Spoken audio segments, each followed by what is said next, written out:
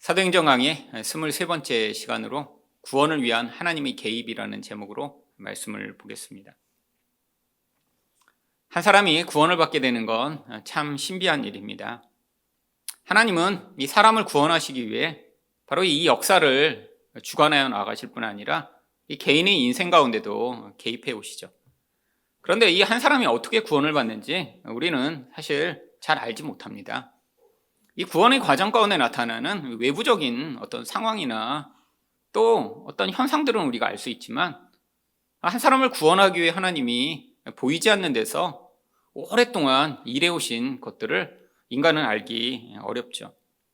참 하나님은 크고 위대하고 대단하신 분이시기 때문에 우리가 그 하나님이 일하시는 것들을 정말 아주 조금밖에 알지 못하는 것이죠. 하지만 성경에 이렇게 이 구원의 과정 가운데 그 하나님의 신비하고 놀라운 일들이 어떻게 개입되고 있는지를 보여주는 경우가 가끔 있습니다. 바로 오늘 본문에 나오는 이 에디오피아 내시가 구원받는 과정 가운데 그런 상황들이 드러나고 있죠. 그러면 오늘 말씀을 통해 하나님은 한 사람의 구원을 위해 어떻게 개입하시는가 살펴보고자 하는데요. 첫 번째로 영적인 방법으로 개입하십니다. 26절 말씀입니다. 주의 사자가 빌립에게 말하여 이르되 일어나서 남쪽으로 향하여 예루살렘에서 가사로 내려가는 길까지 가라 하니 그 길은 광야라. 먼저 하나님은 이 빌립을 이 에디오피아 내시에게 보내시려고 했는데 그때 특별히 주의 사자 곧 천사가 나타납니다. 사실 이렇게 천사가 나타나는 경우는 아주 의외적인 경우죠. 근데 여기서는 이렇게 천사가 나타나서 이 빌립에게 지시할 수밖에 없는 상황이었기 때문입니다. 왜냐하면 지금 이 빌립이 있는 곳은 이 사마리아입니다. 근데 이 사마리아에서 어떤 일이 있었나요? 지금 부흥이 막 일어나고 있는 상황이에요. 여러분, 이전에 이 예루살렘 교회에 이렇게 부흥이 일어나고 사람들이 거기서 너무나 은혜를 받았을 때 무슨 일이 있었나요? 거기를 떠나고 싶지 않죠. 그러니까 하나님이 거기에 모여있는 자들을 흩으시기 위해 이 환란이 일어나도록 허용하셨습니다. 근데 이 사마리아에서도 지금 똑같은 상황이 벌어지고 있어요. 사람들이 막 은혜를 받고 놀라운 표적이 나타나고 사람들이 예수께 헌신하고 그런데 갑자기 거기를 떠날 수 있나요? 근데 지금 이 에디오피아 내시를 위해 꼭 한 사람이 필요했습니다. 그래서 하나님이 이렇게 특별히 천사를 보내셨던 것이죠. 이 빌립은 성령의 음성에도 아주 민감한 사람입니다. 바로 조금 뒤에 보면 성령이 그에게 말씀하시는데 그 음성을 듣고 행할 수 있는 사람이에요. 그런데 왜 일부러 이렇게 천사까지 보내신 것일까요? 여러분이 성령의 음성이라고 하는 것은 굉장히 내적인 감동에 속한 영역입니다. 이렇게 어디서 음성이 들리거나 어떤 우리 마음의 틀을 넘어서서 어떤 특별한 것들을 이야기하는 그런 것이 아니에요. 여러분 하나님의 음성을 듣는 특별히 성령의 음성을 듣는 것은 그래서 그 사람의 마음의 틀이 어떠냐에 따라 그 음성이 다 달라집니다.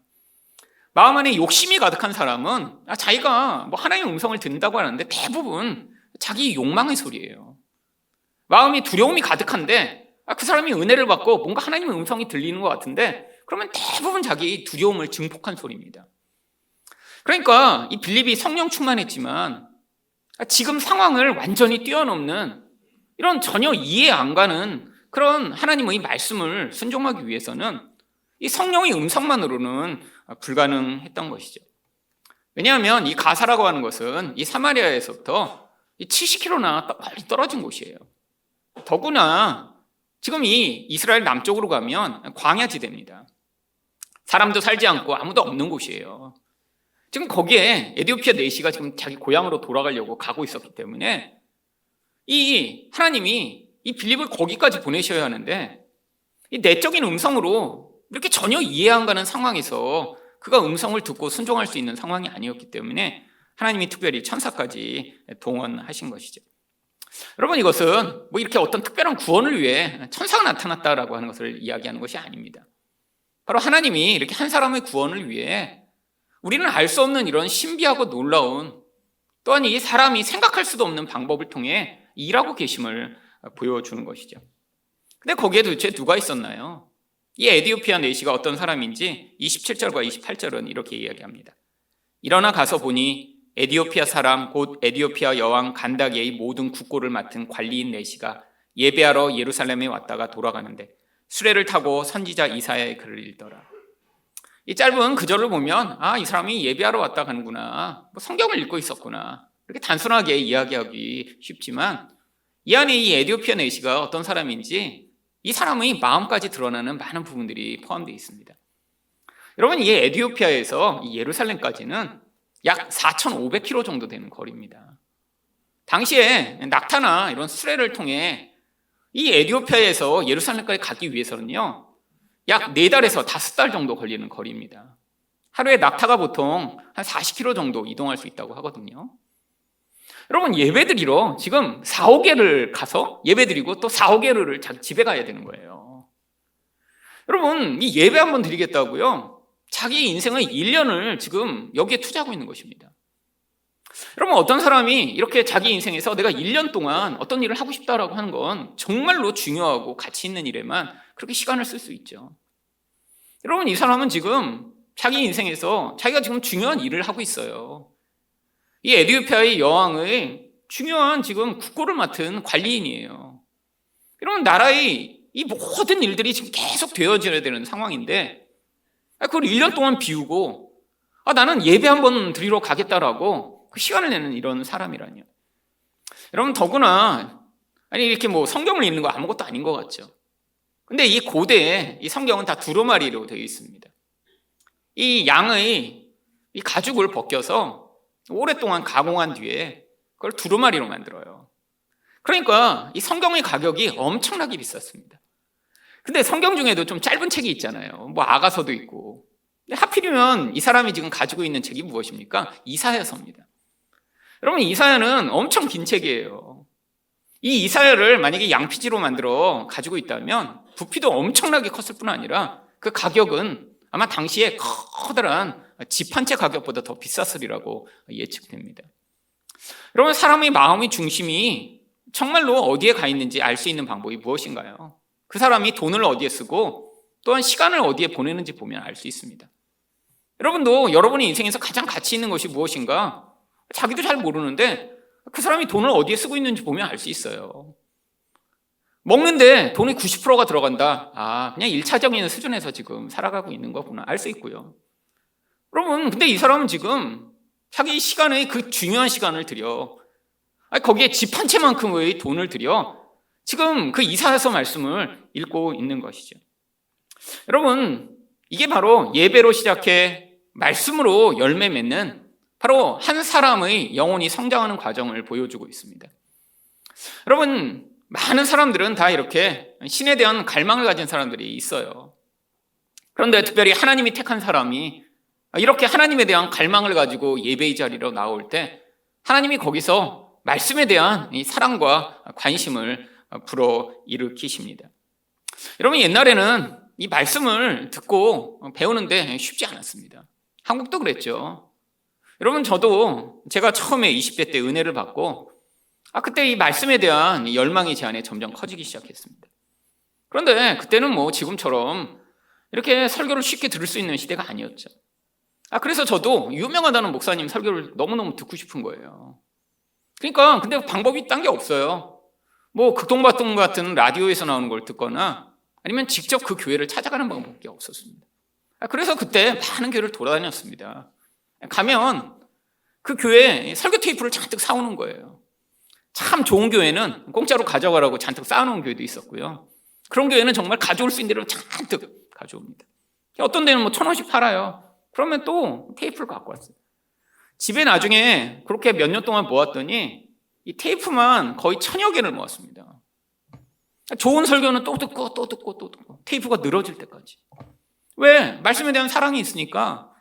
그때는 제가 성경이 무엇인지도 모르고 누군가 이 성경이 이것이다 가르쳐주는 사람이 있다면 그걸 듣고 싶어서 열망을 가지고 돌아다녔죠. 여러분, 근데 요즘 얼마나 쉬워졌나요? 여러분, 휴대폰만 열면 정말 전 세계의 설교를 다 들을 수 있습니다. 여러분이 외국어도 하시면 영어로도 들을 수 있고요. 외국에서 하는 설교까지 다 들을 수 있어요. 근데 이제 이렇게 쉽게 말씀을 접하게 되고 쉽게 이런 것들을 사용할 수 있게 되면서 문제가 더 많아졌습니다. 이 거짓말하고 또 이단적인 사상을 가진 사람들이 훨씬 더 열심히 이렇게 방송 활동을 해요.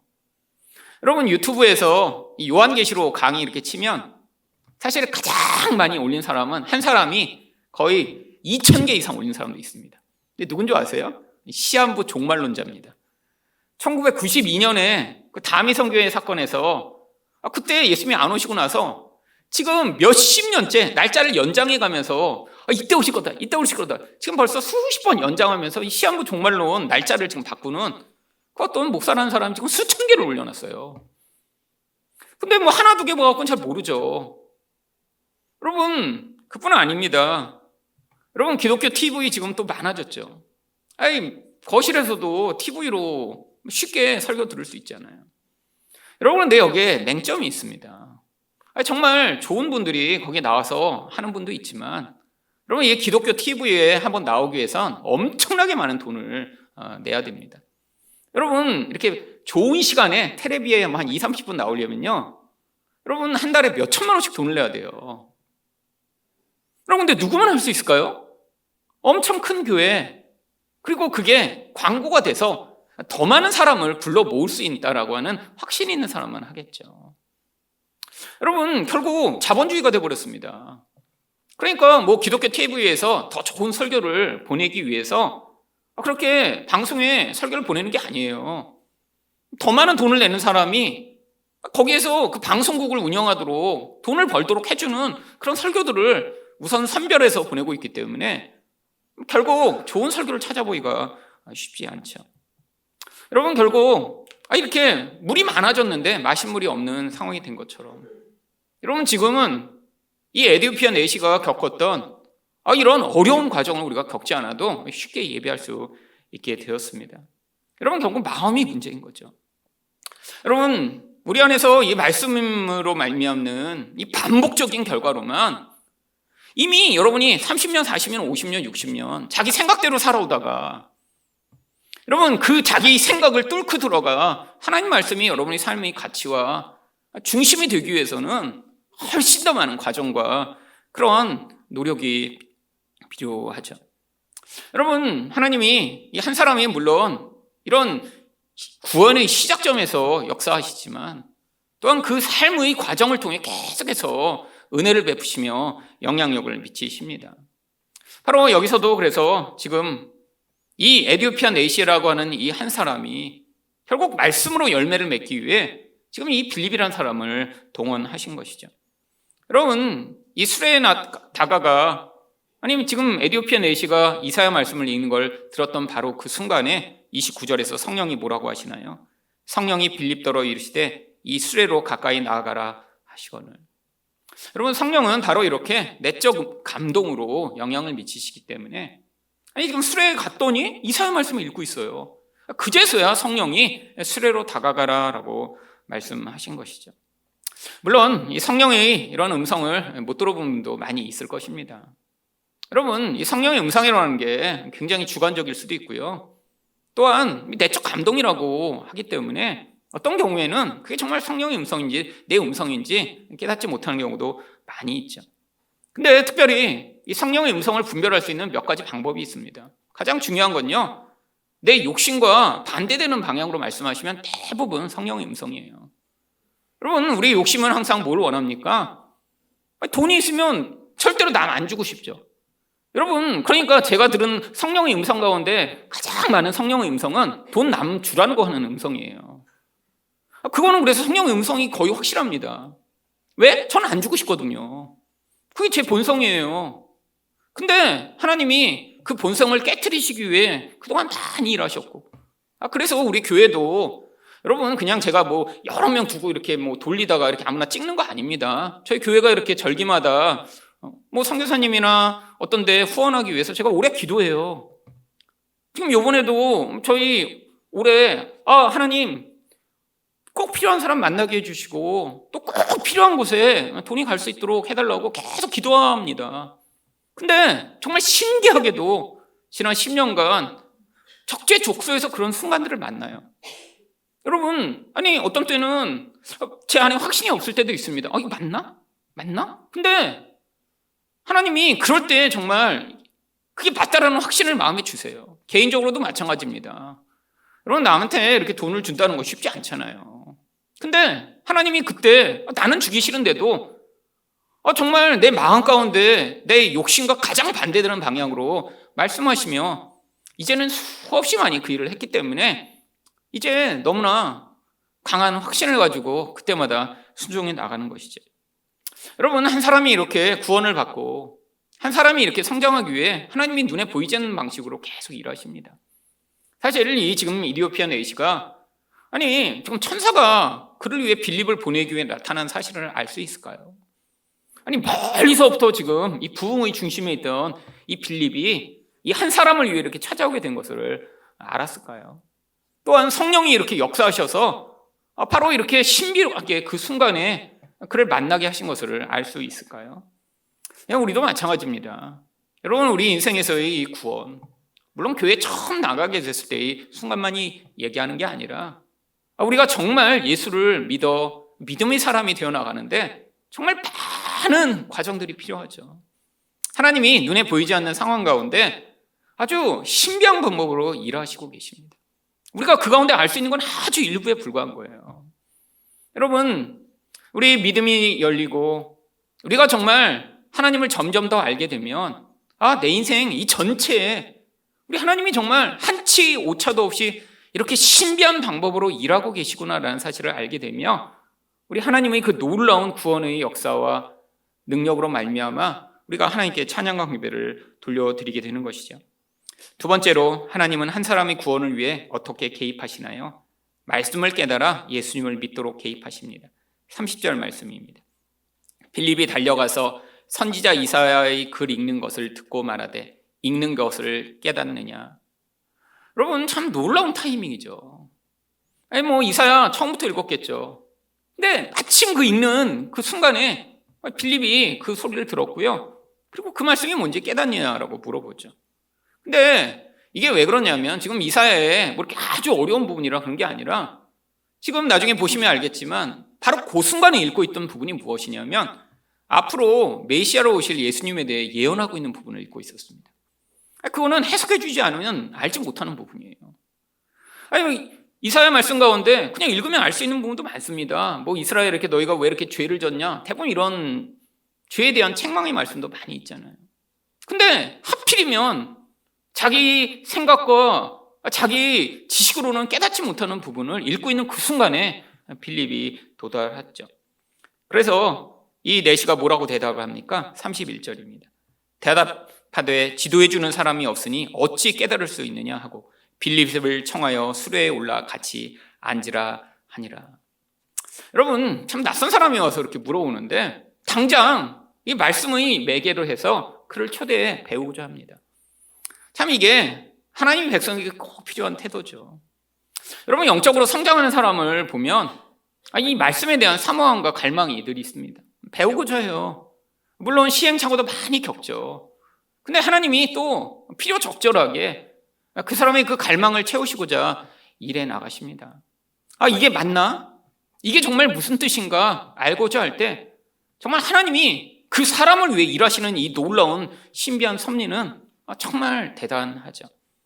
여러분, 저도 하나님이 이렇게 제 인생 가운데 그렇게 특별하게 개입해 오시지 않았으면 지금 제가 알고 있고 제가 여러분한테 말씀드리는 이 성경을 이런 식으로 절대로 말씀드리지 못했을 거예요. 여러분, 저도 그냥 일반적 수준에서 그냥 성경을 보고 1차적으로 아는 수준에서 그냥 그런가 보다, 그리고 모르는 건 그냥 덮어두고 얘기하지 않고. 여러분, 대부분 목사들 그렇거든요. 제가 이 목사님들을 가르치면서 맨날 물어보면 사실 거의 대부분 몰라요. 제가 물어보는 거. 아는 사람은 저한테 배우러 안 오죠, 당연히. 근데 너무 쉬운 것도 사실 몰라요, 솔직히. 여러분, 신학생이건 목사건 간에 다 똑같습니다. 궁금해하진 않아요. 그냥 표면적인 수준에서만 성경을 아는 겁니다. 질문을 안 해요. 여러분, 근데 그러니까 자기도 아는 수준에서만 그냥 가르치는 거예요. 근데 여기에 심각한 오류가 있습니다. 자기가 아는 수준에서 자꾸 가르치니까 자꾸 성경을 도덕적이고 율법적인 수준에서 자꾸 가르치고 말죠. 여러분, 이게 심각한 문제입니다. 여러분, 근데 이렇게 교회가 커지고 목사님이 영향력이 있으면 그게 자꾸 재생산이 돼요. 여러분, 한국에서도 정말 유명하고 큰 교회 목사님이 어느 날 창세기 설교하는 걸 제가 극동방송에서 들었습니다. 그러더니 그렇게 설교하시는 거예요. 야곱을 설교하면서 야곱이 자기 인생을 뭐라고 회상합니까? 내가 험악한 세월을 보냈노라고 바로 앞에서 회상하죠. 그 구절을 딱 읽으시더니 그러는 거예요. 이거 봐라. 이렇게 거짓말하는 사람은 하나님이 인생을 험악하고 고통스럽게 살게 만드시지 않냐. 거짓말하는 사람은 인생이 이렇게 험악하게 될 거니까 회개하라고. 그래서 제가 제 귀를 의심했어요. 평소에 제가 굉장히 좋아하던 분인데 아니 그렇게 어떻게 설교하시지? 여러분, 성경으로는 도덕책이 아닙니다. 거짓말하면 이렇게 험악하게 살고, 그러니까 거짓말하지 않으면 하나님이 어떻게 살게 해주신다는 거예요? 안정되고 풍요롭고 행복하게 살게 해주실 거라고. 그럼 도덕책처럼 설교하고 있는 거예요. 여러분, 성경은 그런 도덕책이 아닙니다. 이 야곱이라는 인생은 우리 안에서 자기 욕망을 위해 남을 속이고 빼앗고 끊임없이 자기 욕망을 따라 살아가는 이 부서져야 되는 옛 자아를 보여주는 대표적 모형이죠. 여러분, 이 모형, 결국 우리 안에 있는 이 야자는 이 고통스러운 자아가 깨어지는 과정을 통해서만 결국 이스라엘로 변화될 수 있고, 결국 이 땅에서의 우리가 이 죄를 가지고 살아가는 그 본질 가운데는 내가 거짓말을 하던 하지 않던 결국 그 과정 가운데 고통스러운 과정을 겪을 수밖에 없는 것이 인생이라는 것을 보여주는 거죠. 여러분, 성경을 이렇게 1차원적으로 아는 게 아닙니다. 근데 저도 옛날에 그렇게 설교했어요. 제가 목사가 되고 제가 학생들을 가르치면서 맨날 그렇게 얘기했어요. 그리고 그렇게 하도록 자꾸 시켰어요. 왜? 제가 아는 것도 그게 전부였거든요. 그래서 열심히 숙제하는 거 맨날 검사하고, 큐티 안 하면 벌금 내라고 하고. 여기도 벌금 낸 사람도 여러 명 있습니다. 지금 그 당시 냈던 벌금들 결국 뭐 같이 밥 먹고 하느라고 썼긴 했지만, 그래서 저랑 같이 그때 20 몇 년 전에 만났던 우리 학생들은 제가 정말 누구보다 꼼꼼하게 그 인생의 모든 스케줄을 관리하며 저랑 공부하는 동안에는 숙제 한 번도 빼놓지 않도록, 그리고 숙제 못하는 사람은 제가 계속 힘들게 해갖고, 그리고 공부 못하고 중간에 떨어져 나가도록 만들었죠. 제 안에도 그게 당연하다고 생각했어요. 아니 1년 동안 제자 훈련을 하면서 어떻게 이렇게 큐티를 빼먹어? 여러분, 큐티 한 번 빼먹었다고 뭐 그게 이렇게 인생이 왔다 갔다 하나요?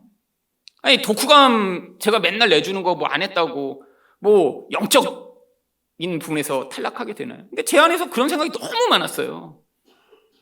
여러분은 근데 변화된 저를 만나셨기 때문에 사실은 제가 여러분 다니면서 여러분 은혜 받으라고 저 큐티도 하라고 말씀드리는 거고요. 그리고 설교도 들으라고 말씀드리는 거죠. 제가 여러분을 검사해갖고 막 그러나요? 이게 은혜 받은 김일승 버전입니다. 여러분 은혜 안 받은 김일승 버전을 만나셨으면 여러분 되게 불편하셨을 거예요. 교회 올 때마다. 문 앞에 서서 이번 주는 큐티 다 하셨죠? 검사하고 책 와서 한 번씩 사인 받고 제가 그랬겠죠. 더구나 제가 지필까지 했어요? 이거는 안 할 수 없죠. 여러분, 근데 제 인생 가운데도 그런 수준에 살던 저를 하나님이 놀라운 은혜로 만나 주셨어요. 사실 제가 미국에 유학을 가서 첫 학기에 이 성경을 정말 연구하고 싶은 열망이 제 안에 막 싹트기 시작했습니다. 근데 쉽지는 않았어요. 유학을 가서 첫 학기를 공부하는데 막 영어로 공부해야 되죠. 막 숙제 계속 나오죠. 근데 막 갑자기 학교 공부보다 이 성경 연구하고 싶은 열망이 너무 커지는 거예요. 성경 도대체 뭔지 알고 싶은 열망이. 그래서 제가 타협을 했습니다. 오전 12시까지는 제가 개인적으로 성경을 보고 그 이후에만 학교 공부를 하자.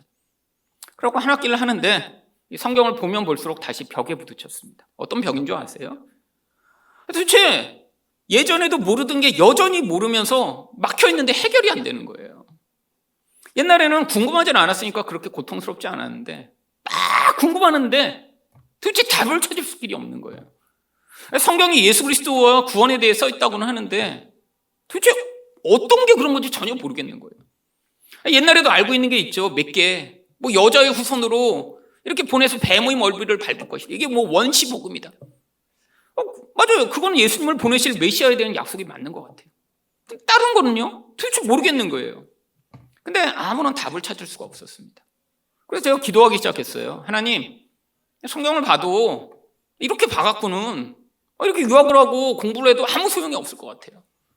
벽에 부딪혔는데 도대체 여기서 어떻게 더 나갈 수 있는지, 어떤 다른 길이 있는지 하나님 모르겠어요. 근데 그때 신기하게 제가 다녔던 신학교에 뉴욕에 살던 어떤 목사님이, 전도사님이었죠 그때는, 이사를 오셔서 이제 공부를 시작하셨어요. 이분은 뉴욕 콜롬비아 대학이라는 아주 유명한 학교에서 박사학위를 하다가 중간에 하나님이 소명을 주셨다고 공부 때려치고 신학을 시작하신 분이에요. 그래갖고 나이도 저랑 같고 학교도 같은 데 나오고 그래서 친하게 됐습니다. 그랬더니 그분이 그러는 거예요. 자기가 유명한 목사님 설교가 있는데 들어보겠네요. 그래서 들어볼 테니까 달라고 그랬더니 만약에 자기가 죽은 거를 10개를 다 들으면 자기가 가지고 있는 전부를 주겠대요. 그래서 줘보라고. 그래서 그때 설교를 받았어요. 그랬더니 자기가 뉴욕에 있을 때 그 교회를 다녔는데 한국에서 듣던 설교랑 다르대요. 근데 누구냐 그랬더니 티모시 켈러라고 하는 분의 설교를 10개를 저한테 줬습니다. mp3로. 저는 그때 처음 들어왔어요. 뭐 20몇 년 전이니까. 그래서 제가 그거를 하루에 하나씩 듣기 시작했습니다. 근데 그때 갑자기 눈이 열렸어요. 성경이라는 걸 이렇게 해석할 수 있구나. 내가 궁금해하던 그게 이렇게 구속사적으로 연결되는 거구나. 그렇고 제가 며칠 만에 한꺼번에 다 들은 다음에 다시 찾아갔습니다. 나머지 다 내놓으라고. 내가 다 들었다고 그랬더니 진짜예요. 자기가 여러 명한테 소개했는데 한 명도 그걸 들은 사람이 없대요. 그 당시 아무도 몰랐거든요, 한국 사람들은. 그래서 나 다 들었다고. 이런 내용이지 않냐고. 나 다 들었으니까 나머지 달라고. 정말로 그분이 그 교회 다니면서 모았던 수백 편의 설교를 저한테 줬습니다. 매일 하나 두 개씩 그걸 듣기 시작했어요. 물론 20몇 년 전에 아무도 한국 사람들은 알지 못했던 분을 혼자 들으며 그때 저는 매일 감동했습니다. 물론 그때 저희 이 성경을 연구하는 여정 가운데 꼭 필요한 순간이었죠. 그때 눈이 열린 거예요. 이건 이렇게 연결되는 거구나. 성경이라는 게 이렇게 되는 거구나. 그분 설교가 그때도 다 설교 제목이 뭐냐면, 아브라함 설교를 하면, 아브라함 설교는 뭐 저처럼 제목을 붙이는 게 아니라 아브라함 설교가 10편이면 아브라함으로 말미암는 복음 1, 2, 3, 4, 5, 6, 7, 8, 9, 10, 이삭으로 말미암는 복음 1, 2, 3, 4, 5, 6, 7, 8, 9, 10, 이런 식으로 전부 누구누구로 말미암는 복음, 이런 식으로 창세기 전체를 설교한 거예요. 그래서 어떻게 이렇게 설교할 수 있지? 그러니까 정말 그분이 이 성경이라는 게 예수 그리스도로 말미암는 구원의 이야기라는 큰 틀을 저한테 소개를 했죠. 근데 들으면서 제 안에 궁금증이 생기기 시작했습니다. 어떻게 이거를 찾아내는 걸까? 어떻게? 아니 이거 책도 없고 근데 이걸 어떻게 이렇게 연결시키지? 너무너무 궁금해진 거예요. 너무너무.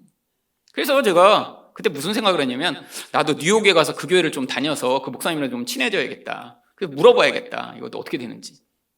그렇게 유명한 분인지 몰랐어요. 그때는 어디 그냥 뉴욕에 있는 그냥 교회 다니면 그 목사님이랑 얘기할 수 있잖아요. 그래서 가서 물어봐야지. 그런 생각까지 했어요. 근데 제가 졸업하기 바로 한 달 전에 학교에 벽보가 붙었는데 티모시 켈러 고등 코넬에서 3박 4일 세미나 한다고 붙은 거예요. 성경 연구와 관련된 모든 것을 가르쳐 주시겠대요. 저는 기절할 뻔했습니다. 하나님이 저를 위해 그분을 초대하신 줄 알았거든요. 그래갖고 근데 수업이 다 들어있어요. 그래서 수업을 다 쬐습니다. 그냥. 왜? 저는 1년 동안 그분 얘기 듣고 싶었거든요. 수업에 들어갔어요. 제 주변 사람한테 다 알렸습니다. 야, 티모시 켈러 우리 학교 온대. 근데 아무도 누구? 왜? 사람들 다 수업 있으니까 아무도 안 들어오죠. 근데 미국 아이들은 이미 다 그분 그때 유명했어요. 그래갖고 미국 아이들만 가득 있고 한국 사람은 몇 명 없습니다. 들어가서 앉았는데 그때 또 눈이 열린 거예요. 이분이 신학생들이니까 자기가 어떻게 해서 그 자료들을 찾아가서 어떻게 조합해서 그거를 만드는지 그때 하나하나 알려주는 거예요. 3박 4일 동안. 여러분 정말 전율했습니다. 하나님이 나를 위해 이분을 이곳에 보내셔서 가르쳐 주셨구나. 물론 그 이후에 이제 거기서 저는 티모시 켈러반은 졸업을 했고 더 이상 뭐 그분 설교를 듣거나 뭐 그러진 않았지만, 근데 그게 제가 이제 성경을 한 단계 넘어 이 구속사적으로 성경을 보게 되는 아주 중요한 계기가 됐죠. 여러분 그뿐 아닙니다. 하나님이 계속해서 필요한 때마다 어떤 사람을 만나게 하시고 책을 만나게 하시고, 그런 과정마다 더 이상 내가 진행할 수 없는 막혀있는 것 같은 과정마다 하나님이 개입해 오셔서 여기까지 오게 됐죠. 여러분 이 티모시 켈러라는 분 지금은 한국에서도 굉장히 유명해졌습니다. 많은 교회에서 그분을 따라하려고 하고 하지만 제가 그래서 따라하려는 분들을 설교를 들어봤어요. 근데 너무 정말 수박 겉핥기식으로 따라하는 거예요. 왜? 다미안 설교 그냥 갔다가 표면만 그림만 따라하니까 그 과정에서 자기께 첨부되지 않으니까 그냥 남의 옷 입은 같은 설교를 다 하고 계시더라고요.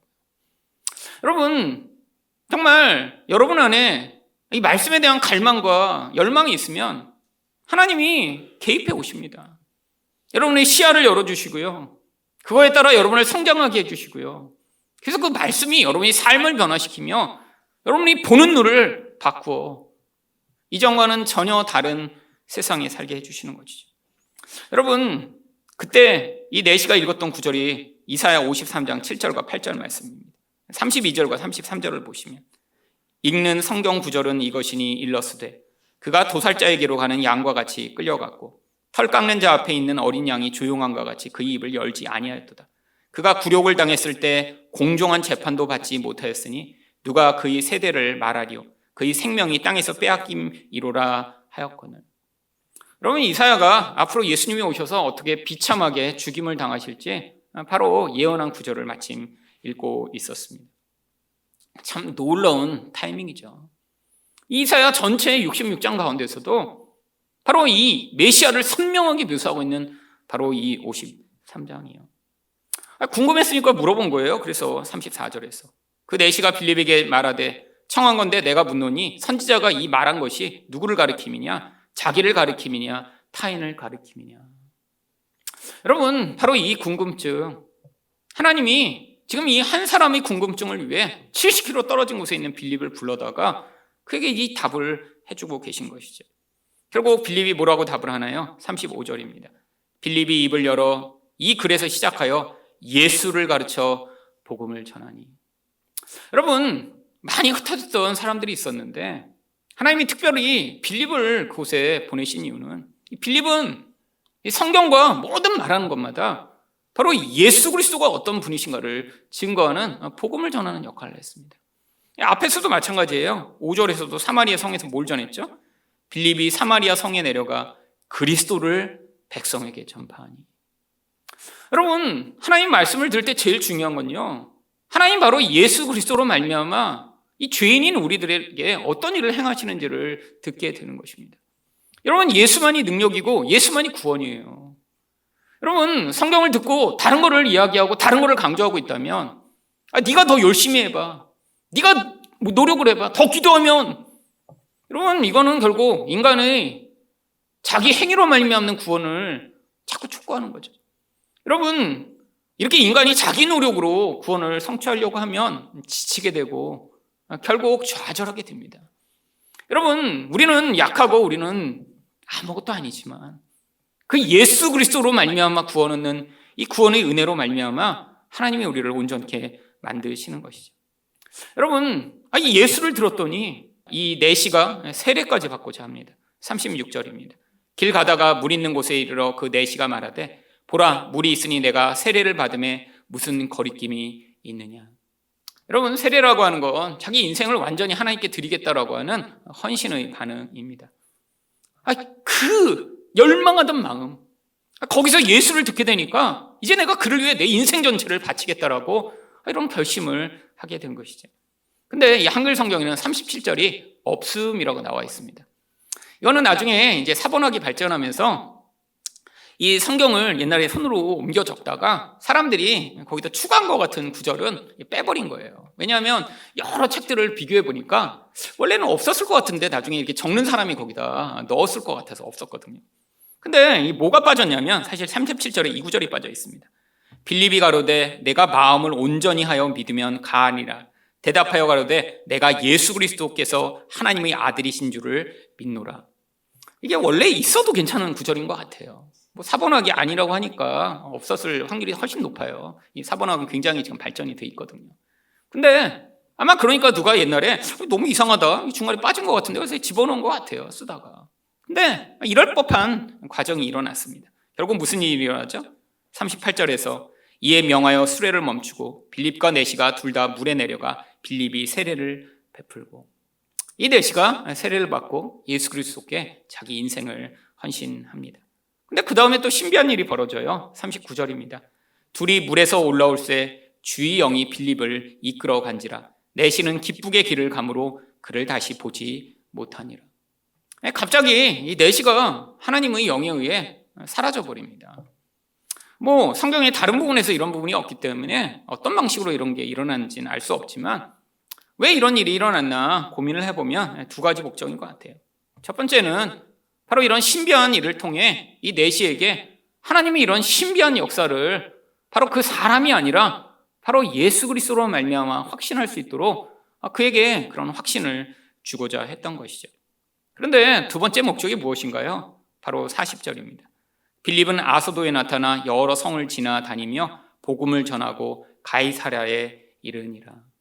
이 빌립이 계속해서 이 내시한 사람을 책임지는 게 아니라 이 빌립에게는 또 다른 복음을 전하는 사명을 위해 하나님이 그 목적을 이룬 뒤에는 떠나가게 하신 것이죠. 여러분, 하나님은 이렇게 한 사람의 구원을 위해 필요 적절하게 개입하셔서 인도하시고 은혜를 베푸십니다. 여러분, 한 사람이 구원받는 건 그러니까 너무나 신비한 일이에요. 우리가 볼 때는 이렇게 신비한 방법으로 모든 사람들이 구원받을 것 같지만 하나님이 세상에 똑같은 방법을 사용하시나요? 각 사람마다 상황마다 너무나 신비하고 놀라운 일들로 일해 나가십니다. 저도 제 친구의 아버지가 구원받는 것을 보며 바로 하나님이 얼마나 신비롭게 일하시는지를 알게 된 경우가 있죠. 여러분, 제 친구가 저랑 초등학교부터 대학생이 될 때까지 같은 교회에 다녔습니다. 근데 그 가족은 교회를 안 다니고 혼자 열심히 다녔어요. 나중에 알고 보니까 그 친구 아버지가 경찰이셨는데 이 아이가 교회 올 때마다 들키면 매를 맞는 거예요. 그래갖고 맨날 거짓말을 하고 교회를 다니는 거예요. 나중에 제가 고등학교 때 알게 됐습니다. 거짓말을 하고 교회 다니는. 근데 또 몰랐어요. 남의 집 일이니까. 그렇게 힘들게 다니는데도 참 열심히 다닌다. 그렇게 생각하고 말았죠. 근데 나중에 이제 제가 같이 수련회를 대학 부대에 갔는데 그때 제가 은혜를 받았을 때입니다. 그래갖고 이제 은혜를 받아서 같이 수련회를 하는데 끝나고 났는데 이제 저랑 같은 또래 이제 동기가 있잖아요. 제가 그때 그 교회 13기였거든요. 그 13기 아이들이 한 10몇 명이 있었는데 갑자기 걔네들을 기도해주고 싶은 마음이 마음속에 너무 큰 거예요. 그래서 아이들한테 제가 우리는 끝나고 같이 좀 기도 좀 하자라고 얘기했어요. 그랬더니 그중에 날라리 같은 애 몇 명만 빠지고 한 10명 정도가 저랑 남아서 밤에 같이 기도를 하기 시작했습니다. 근데 기도를 같이 막 하면서 하나님이 한 명 한 명 기도해주고 싶은 마음을 주셨어요. 그래서 같이 막 기도하면서 제가 한 명 한 명 붙들고 그때 기도를 해줬습니다. 근데 참 마음에 그 한 명 한 명에 대한 사랑과 긍휼의 마음이 너무 정말 넘쳤어요. 근데 특별히 그때는 별로 친하지 않던 그 친구를 향해 제가 손을 잡고 기도하는데 갑자기 그 친구가 얼마나 그동안 고통하고 눈물을 많이 흘렸는지 그 아이 마음이 느껴지기 시작하는 거예요. 떠나야 할 때는 그렇게까지 그러지 않았는데 그 아이를 붙들고 기도할 때 정말 제가 통곡을 하며 같이 많이 울었습니다. 그 아이도 정말 많이 울고 저도 많이 울고 아니 갑자기 제 마음에 정말 그 어려서부터 매를 맞아가며 교회 다니던 그 아이 그 고통 그리고 그 아빠가 구원받기 위해 그 아이가 흘렸던 그 눈물 그게 다 느껴지기 시작했어요. 그 아이가 그때 기도를 받고 그러더라고요. 자기가 너무너무 힘들고 어려웠는데 정말 이렇게 기도해줘서 자기가 다시 힘을 내보겠다고. 그리고 저는 1년이 지나서 신학대학원에 가기 위해 교회를 옮겼습니다. 그래서 이제 몇 년이 지났어요. 근데 어느 날 갑자기 저한테 전화가 온 거예요. 자기 아버지 병원에 계신데 한번 와서 기도해달라고.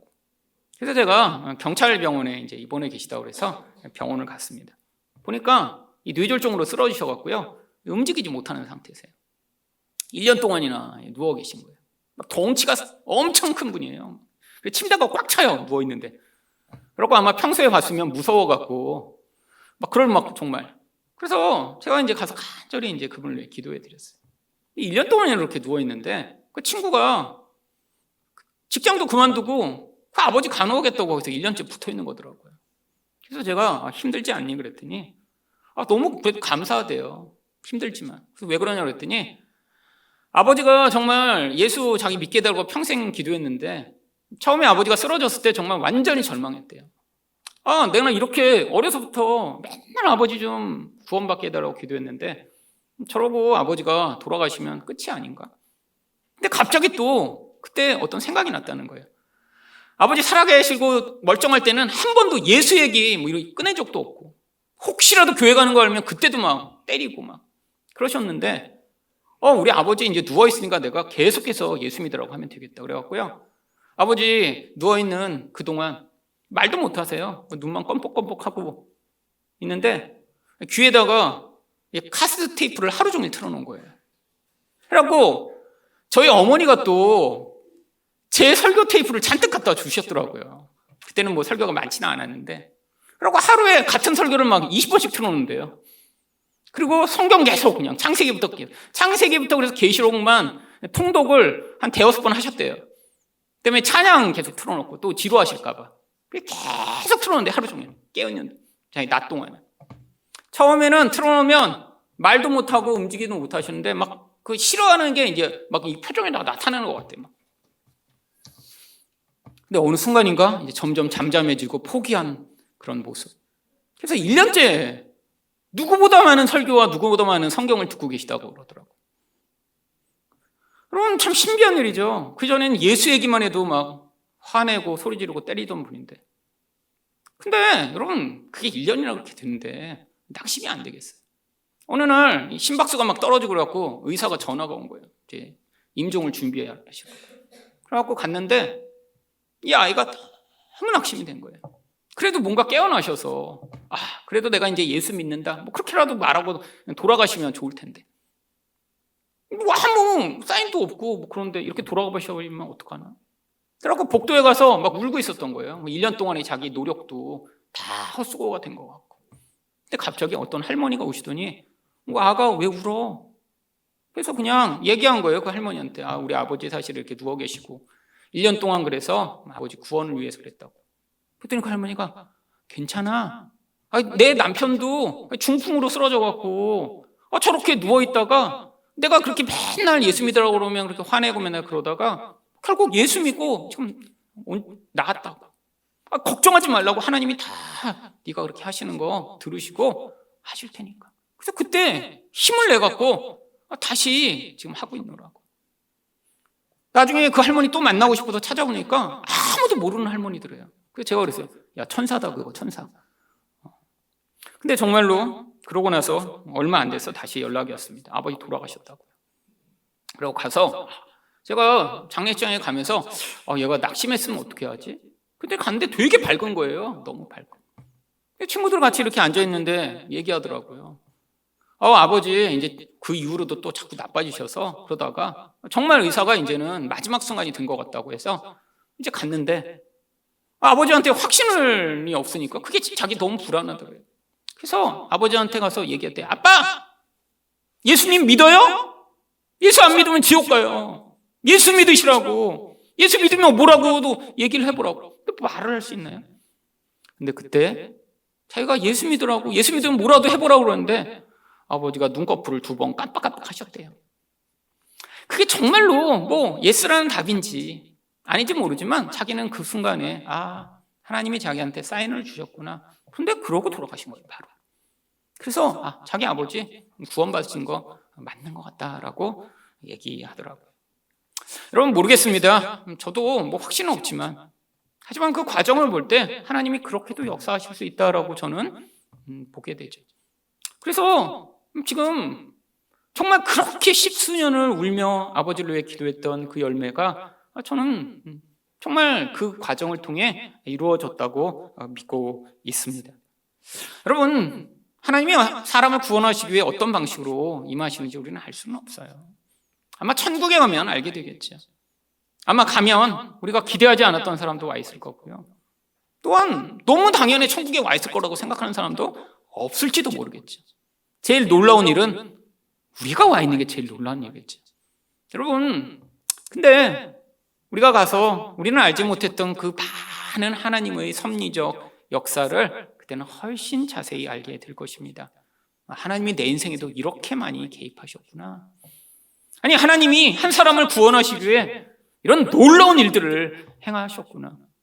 아마 우리는 천국에서 그 일들을 깨달으며 하나님께 영광과 찬양을 돌려드리는 일을 쉼없이 하게 될 것입니다. 여러분, 하나님이 이렇게 놀라우신 분이라는 사실을 믿음으로 받아들이심으로 낙심하지 말고 구원을 위해 애쓰시는 여러분 되시기를 축원드립니다.